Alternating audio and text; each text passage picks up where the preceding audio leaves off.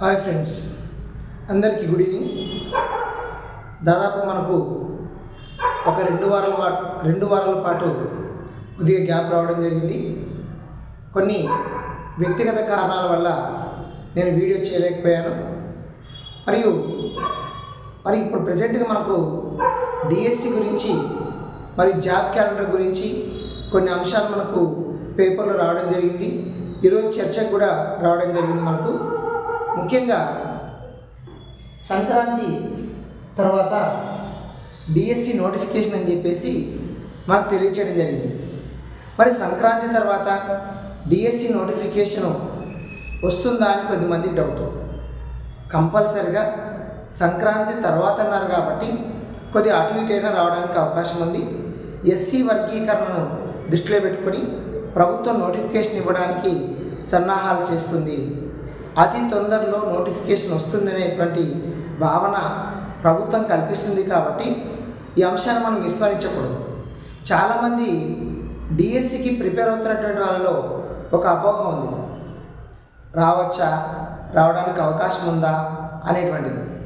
కాబట్టి ప్రభుత్వం ఇన్నిసార్లు ఆ అంశాన్ని చర్చిస్తుందంటే వాళ్ళ దృష్టిలో ఇది అత్యధిక ప్రాధాన్యత ఇస్తున్నారు కాబట్టి గ్యారెంటీగా రావడానికి అవకాశం ఉంటుంది. వచ్చిన తర్వాత తక్కువ సమయం ఇచ్చి డిఎస్సి నిర్వహించడానికి కూడా ఎక్కువగా వాళ్ళు ప్రయత్నాలు చేస్తున్నారు. మరియు మనకు ఇంకొక న్యూస్ కూడా రావడం జరిగింది. జూన్ 12 నాటికి కొత్త నియామకాలు చేపడతాము అని చెప్పేసి చెప్పడం జరిగింది. అంటే ఎస్సీ వర్గీకరణకు సంబంధించినటువంటి నివేదిక వచ్చి దాని మీద చర్చ, అదేవిధంగా వాదోపవాదనలు జరిగిన తర్వాత వెంటనే ప్రభుత్వం అన్ని రకాలైనటువంటి నోటిఫికేషన్లను ఇవ్వడానికి సంసిద్ధంగా ఉంది అనే దానికి ప్రభుత్వ ఉపాధ్యాయులకు సంబంధించి వాళ్ళ ప్రమోషన్కి సంబంధించినటువంటి వాటిలో టీచర్ ఇన్ఫర్మేషన్ సర్వీస్ అనేటువంటి దాంట్లో వాళ్ళకు ఎస్సీలో కానీ, బీసీల్లో కానీ, ఓసీల్లో కానీ వాళ్ళకు ఉన్నటువంటి సబ్ క్యాస్ట్లు కూడా అప్డేట్ చేయడం జరిగింది. కాబట్టి ప్రభుత్వం అన్ని రకాలుగా చర్యలు ముందే చేపట్టుకొని ఆ తర్వాత నోటిఫికేషన్ వచ్చిన వెంటనే ఇవ్వడానికి సిద్ధంగా ఉందన్న అంశాన్ని మీకు తెలియజేస్తున్నాను. కాబట్టి మిత్రులారా, మీరు డిఎస్సికి సంసిద్ధం కాండి, ప్రిపేర్ అవ్వండి. ఎందుకంటే ఎక్కడ అలసత్వం ప్రదర్శించినా అక్కడ మనం వెనుకడుగు వేయడానికి అవకాశం ఉంటుంది. కాబట్టి ఏ సందర్భంలో కూడా మీరు అలసత్వాన్ని ప్రదర్శించకండి, అదేవిధంగా నిరుత్సాహానికి గురి కాకండి. ఏ క్షణంలో ఎప్పుడు ఏ రకంగా మనకు ఒక ఉరుము లాంటి కానీ, అదేవిధంగా పిడుగు లాంటి వార్త వింటామో తెలియదు.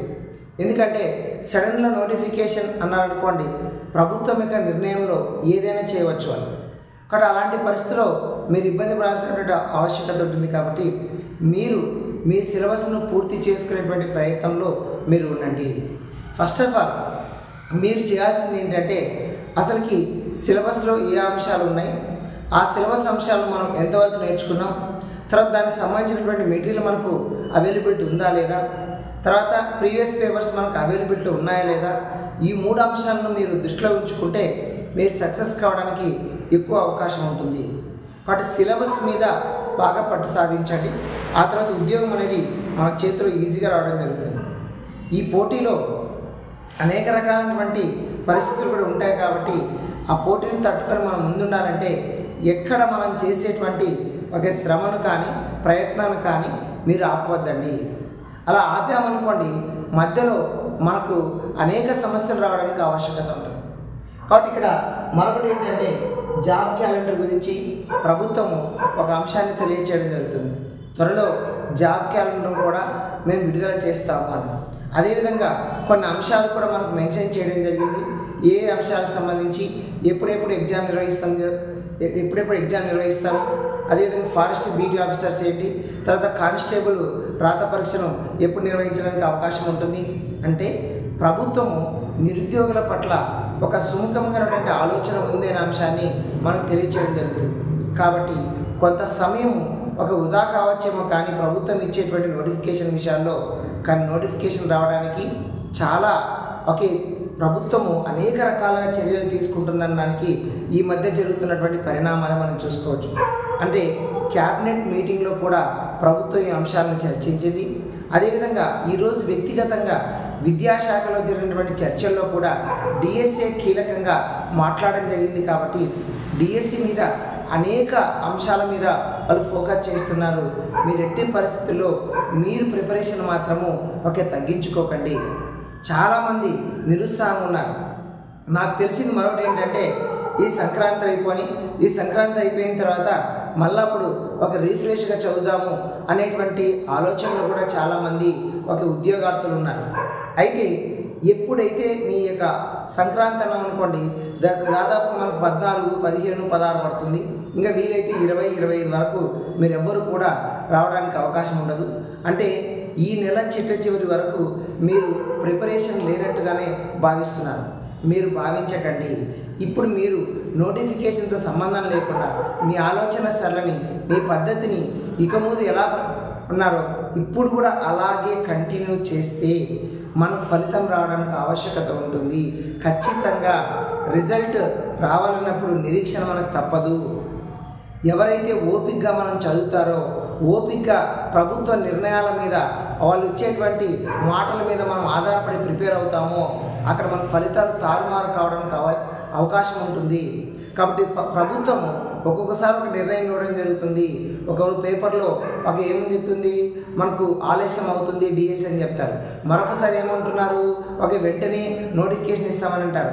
మరొకసారి ఏం రావడం జరుగుతుంది, లేదు ఎస్సీ వర్గీకరణ కొంత సమయం జరుగుతుంది అని అంటారు. అదే కాకుండా మరో ప్రభుత్వం ఏం చేస్తుంది, మళ్ళీ కొన్ని రోజులకి నోటిఫికేషన్ ఇవ్వడానికి అన్ని రకాలు మేము సంసిద్ధంగా ఉన్నాము అంటారు. కాబట్టి ఇవన్నీ వాళ్ళు చేసేటువంటి ఆలోచనలో భాగాలు. వాళ్ళకి కావాల్సినటువంటి అన్నీ కూడా చూసుకొని వాళ్ళు నోటిఫికేషన్ ఇవ్వడానికి ఎప్పుడు సరైన అవకాశం ఉంటుంది, ఏం కథ అని దాంట్లో వాళ్ళు ఆలోచిస్తున్నారు. కాబట్టి మీరు మాత్రం మీ చేసే ప్రయత్నంలో మీరు ఉండండి. ఎక్కడ కూడా మీకు సమయాన్ని వృధా చేసుకోకుండా పకడ్బందీగా, ప్రణాళికాబద్ధంగా, సంసిద్ధతతో మీరు ప్రిపేర్ అవ్వగలిగితే మీరు ఉద్యోగాన్ని సాధించడానికి ముందు వరుసలో ఉంటారు, గుర్తుపెట్టుకోండి. కాబట్టి అరక్షణం మనము ఆలోచనలో వెనుకబడితే దాదాపుగా కొన్ని వందల మంది, వేల మంది మనకంటే ముందు వెళ్ళడానికి అవకాశం ఉంటుంది. కాబట్టి ఇలాంటి పోటీ ప్రపంచంలో ఒక్క క్షణం కూడా మీరు అలసత్వాన్ని ప్రదర్శించకుండా మీరు కంటిన్యూగా, వాస్తవమే మనకున్నటువంటి సమయం చాలా డిలే అవుతుంది అనేటువంటి అంశాన్ని మనకు అర్థమవుతుంది. అయినా ఇలాంటి పరిస్థితుల్లో మీరు కొద్దిగా ఓపిక తెచ్చుకొని ప్రిపేర్ అవ్వగలిగితే అలాంటి వాళ్ళు ఉద్యోగం సాధించడంలో రేసులో ముందుంటారు. ఎందుకంటే ప్రతి ఒక్కరు కూడా ఇప్పుడు మీలాగే ఉంటారన్న అంశాన్ని మర్చిపోకండి.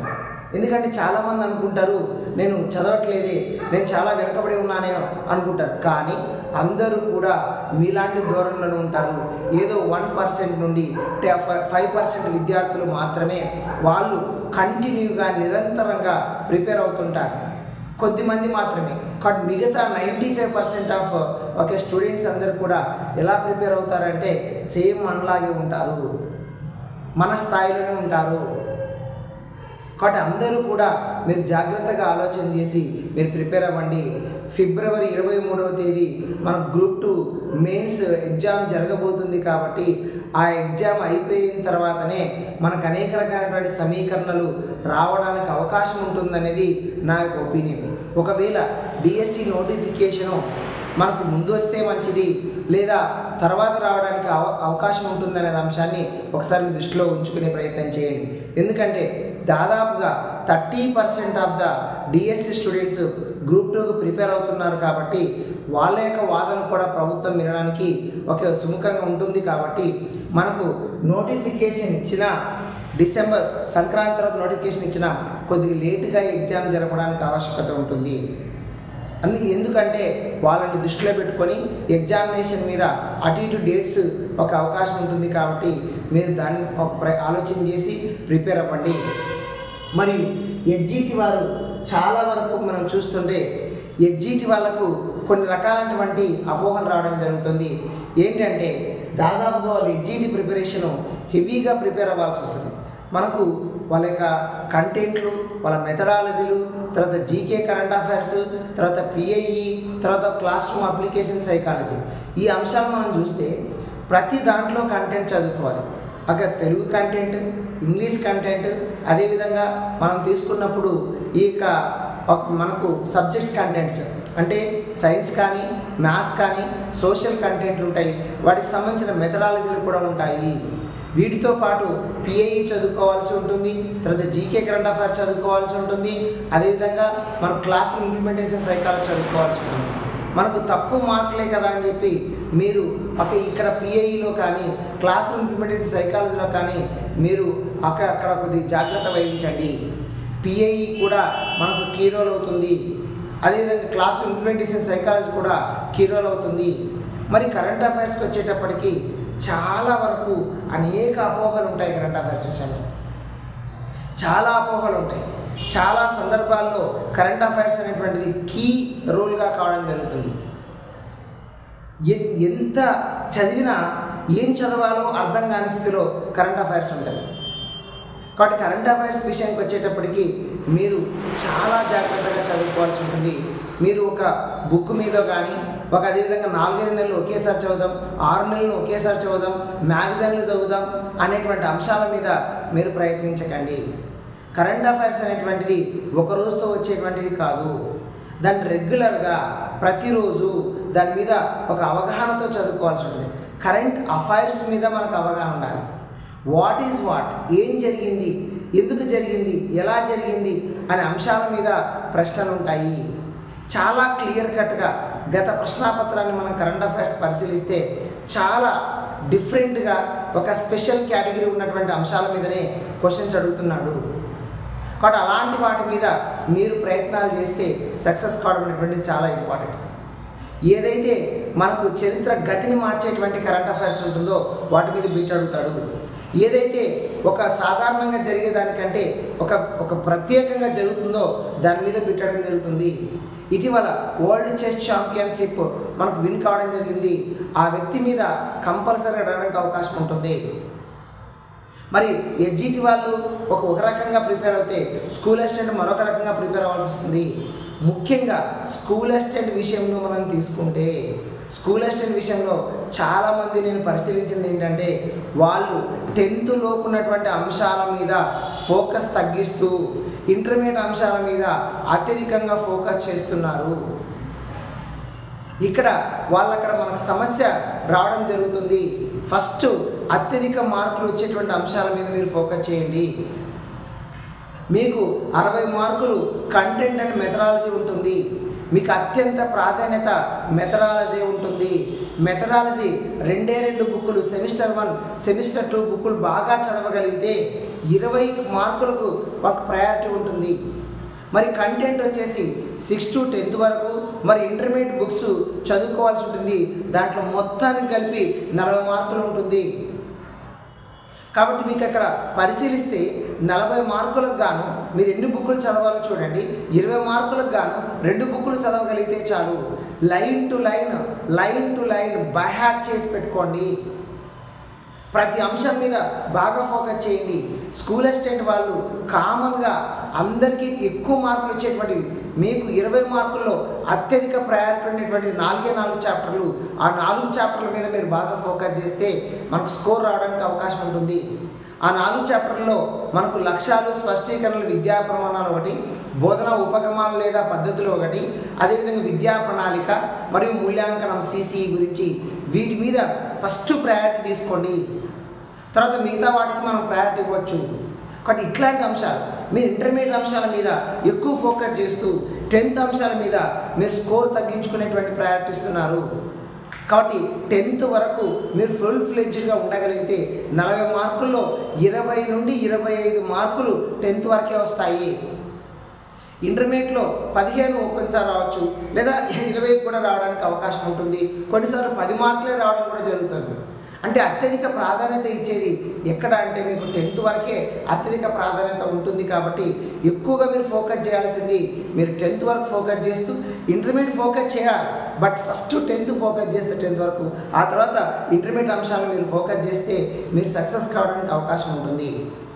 కాబట్టి మీరు స్కూల్ అసిస్టెంట్ వాళ్ళు కానీ, ఎస్జిటి వాళ్ళు కానీ, తర్వాత పండిట్స్ కానీ, తర్వాత పీఈటి వాళ్ళు కానీ, ఎవరైనా కానీ మీరు చేయాల్సింది ఏంటంటే సిలబస్ పేపర్ మీద మీకు పట్టు సాధించండి. దాంట్లో ఉన్నటువంటి హై ప్రయారిటీ దేనికి ఉంటుంది, ఈ అంశాల మీద మీరు అక్కడ ప్రాబ్లం ఫేస్ చేస్తున్నారో వాటి మీద దృష్టి సారించండి. చాలామంది చేస్తున్నటువంటి తప్పులు మీరు కూడా చేశారనుకోండి, మనకి ఇక్కడ ఏమి చదువుతున్నాం ఇంపార్టెంట్ కాదు, చదివినది ఎంతవరకు బ్రెయిన్లో ఉందనేది ఇంపార్టెంట్. చాలామంది చేస్తున్నది ఏంటంటే డైరెక్ట్గా అవగాహనతో చదవడానికి ప్రయత్నం చేస్తారు. అవగాహనతో చదవాల్సిన అవసరం లేదు. ఫస్ట్ ఉన్న కంటెంట్ను ఓవరాల్గా ఏముందో ఒక్కసారిగా కంటెంట్ అంతా చదివే ప్రయత్నం చేయండి. వాట్ ఈజ్ వాట్ అనేది తెలుస్తుంది. అందులో ఏది డిఫికల్ట్ ఉంది, ఏది ఈజీ ఉంది, అసలు ఎట్లా మనం చదవాలి, ఏ అంశాలు మనకు తెలుసు, ఏ అంశాలకు తెలియవు అనేది ఒక ఓవర్ ఐడియా వస్తుంది. కాబట్టి ఆ తర్వాత కొన్ని అంశాలను బట్టి కొట్టాల్సి వస్తుంది, కొన్ని అంశాలను అవగాహనతో చదువుకోవాల్సి వస్తుంది. కాబట్టి బట్టి కొట్టాల్సిన అంశాలను బట్టి కొట్టండి, గుర్తుపెట్టుకోండి, తప్పదు. బట్టి కొట్టాల్సినవి బట్టి కొట్టాలి. అవగాహన ఎంత అవగాహన చేసుకున్న ఆ అంశాలు మనకు రావు. కాబట్టి ఎట్లా అనేటువంటి కనీసము మీరు చేయాల్సింది ఏంటంటే దాదాపుగా మీరు డిఎస్సి ఎగ్జామ్ రాసే నాటికి మీ సిలబస్ను కనీసము ఒక 10 సార్లు రివిజన్ చేయగలగాలి. రివిజన్ ఎంత ఎక్కువగా చేయగలిగితే వాళ్ళే సక్సెస్ అవుతారు. రివిజన్ లేని వాళ్ళే సక్సెస్ అనేటువంటిది దూరం అవుతుంది. ఒకసారి చదివితే చదివినప్పుడు వస్తుంది అనిపిస్తుంది, కానీ మనం ఎగ్జామినేషన్కి వెళ్ళినప్పుడు అది ఎక్కడుందో తెలియక అదేవిధంగా కన్ఫ్యూజన్ అయిపోయి స్కోర్ పోగొట్టుకునేటువంటి పరిస్థితి ఉంటుంది. కాబట్టి కన్ఫ్యూజన్ రాకుండా ఉండాలంటే రివిజన్ ఎక్కువగా చేయాలి. మన ఈ రివిజన్ ఎట్లా చేయాలి, ఏం కథ అనేది మనం నెక్స్ట్ మళ్ళీ ఒక వీడియోలో చెప్పే ప్రయత్నం చేస్తాను. టెక్స్ట్ బుక్లను ఎలా చదవాలి, టెక్స్ట్ బుక్లు ఏ అంశాల మీద అధిక ఫోకస్ చేయాలి, డిఎస్సికి ఎట్లాంటి క్వశ్చన్స్ రావడం జరుగుతుంది, మనం చదివే విధానంలో ఎట్లా మార్పులు చేసుకోవాల్సి ఉంటుంది, ఇంటర్మీడియట్ సిలబస్ను స్కూల్ అసిస్టెంట్ వాళ్ళు ఏ రకంగా చదవాల్సి ఉంటుంది, ఈ అంశాల మీద అధికంగా ఫోకస్ చేయాల్సి ఉంటుంది, సోషల్ స్టడీస్ వాళ్ళు మెథడాలజీలో ఎలా ప్రిపేర్ కావాలి, మరియు బయాలజికల్ సైన్స్లో మెథడ్స్ ఎలా ప్రిపేర్ కావాలి, అంటే మెథడ్స్ మీద కంటెంట్ మీద ఏ అంశాల మీద మనం ఫోకస్ చేస్తే మంచి స్కోర్ రావడం జరుగుతుంది. మౌలిక అంశాలను మనం ఫస్ట్ ఎట్లా చదవాలి, ఆ మౌలిక అంశాలను మనం ఎలా బైహార్ట్ చేసుకోవాలి అనేటువంటిది మరొక వీడియోలో నేను తెలియచేయడం జరుగుతుంది. కాబట్టి ఫస్ట్ ఆఫ్ ఆల్ నేను చెప్తున్నది ఏంటంటే ప్రభుత్వము నోటిఫికేషన్ ఇవ్వడానికి చాలా సంసిద్ధంగా ఉంది.